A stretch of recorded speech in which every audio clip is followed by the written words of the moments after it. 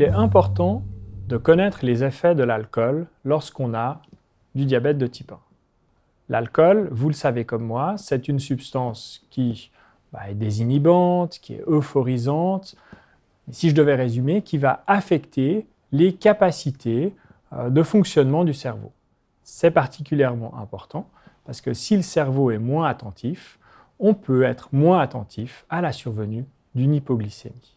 D'autre part, l'alcool, contrairement à ce qu'on pourrait croire, ce n'est pas un sucre. Et lorsqu'on consomme de l'alcool, le foie, il va s'occuper de dégrader cet alcool. Du coup, il ne va pas relâcher la même quantité de glucose qu'il ferait habituellement. Dans le cas du diabète, comme vous n'avez pas modifié l'insuline basale, la conséquence, c'est un risque d'hypoglycémie.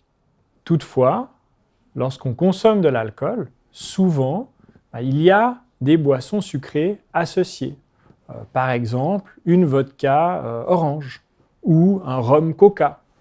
Avec ce type de boisson, la glycémie va monter avec le soda et baisser à plus long terme suite aux effets de l'alcool sur le foie. En conclusion, si vous buvez de l'alcool, faites-le en connaissance de cause et restez vigilant à votre glycémie.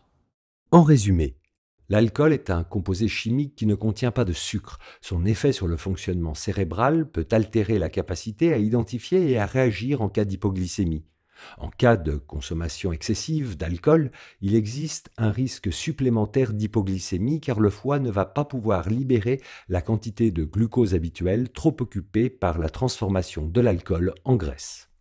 Lorsque des boissons sucrées sont consommées avec de l'alcool, du rhum coca, vodka orange, etc., la glycémie augmente dans un premier temps avant de diminuer suite à l'effet de l'alcool sur le foie.